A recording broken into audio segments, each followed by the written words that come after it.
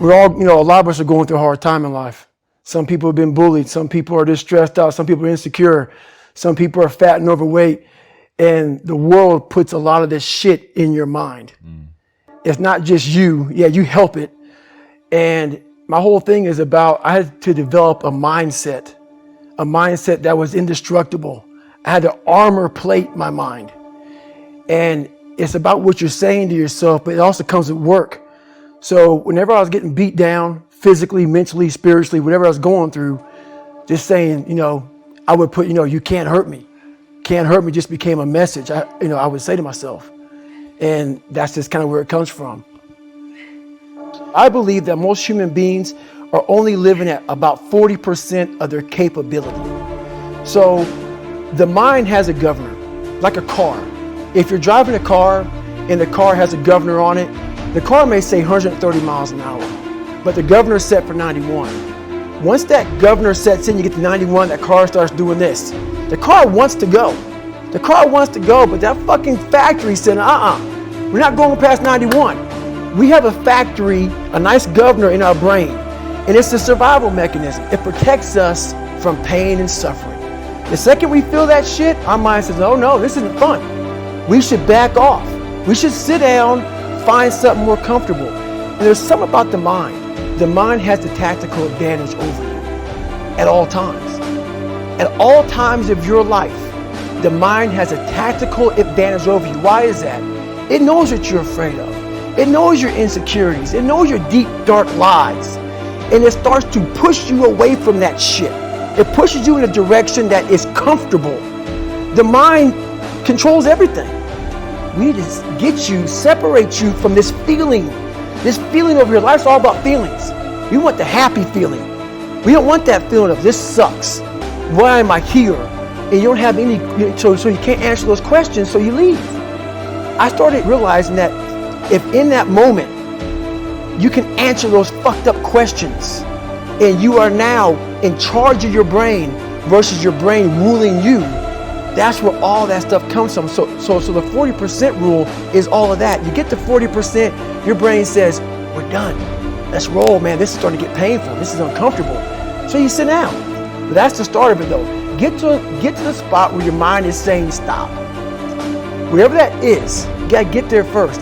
And then that's when that shit starts to work for you. You gotta control yourself in that moment. So a lot of people can live with themselves. That's the first thing. A lot of people can live with themselves, look in the mirror and say, I'm okay with being afraid. I'm okay with going on this easy highway over here. The easy highway has all these fucking signs and shit, directions, how to get somewhere. And you have to first be uncomfortable with how you feel about yourself. With that voice that a lot of us like to run away from, we all have it. We all have that voice that say, hey man, you're kind of wimping out right now. You're kind of being a little punk right now. But a lot of us say, okay, that's okay.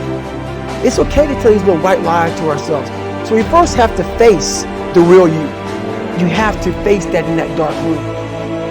In that dark room is who you are.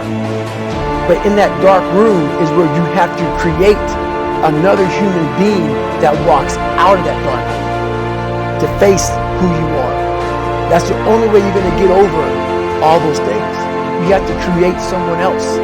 Not like you have two different personalities. It is you. But you have to find strength.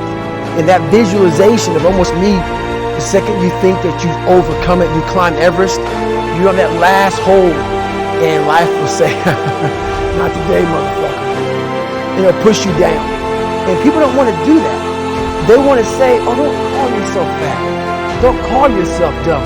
If you're not real and raw with who the fuck you are, nothing's going to change. And in this nice new world that we live in, we want to hear, you're just a little big. No, man, you might be fat. And it's okay to hear that from yourself and from everybody else. So that's where it started at. And it's raw. It gets ugly sometimes with me in that mirror. But I'm also proud of myself to be able to tell myself that and then fix what's in that mirror.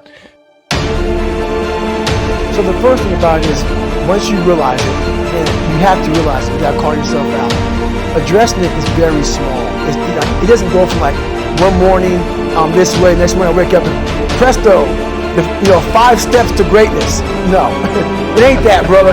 This is hard work. It's every day, like right now. How you address it is you face it. You face it every day. You face it every single day of your life. Where you say, okay, like if you're fat and you need to lose weight, it's patience. It's patience in this fact of accepting who you are right now. I'm fat. I don't like myself. Accepting the fact that if you lose 3 or 4 pounds, that's a huge accomplishment. You have to live in your own fucking world. You cannot judge yourself. That's why social media and all these things are horrible. You can't judge yourself off of the so-called competition that we have made up in our mind.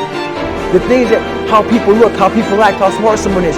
This is a race that you run completely alone. And you're all by yourself. Yesterday you did this. Today, our next goal for the week is this.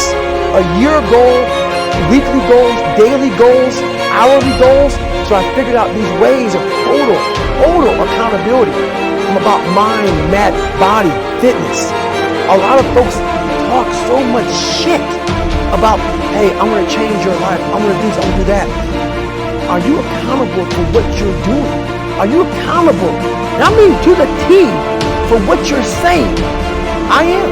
And that's where it started. It started with that total accountability of, let's not lie to them.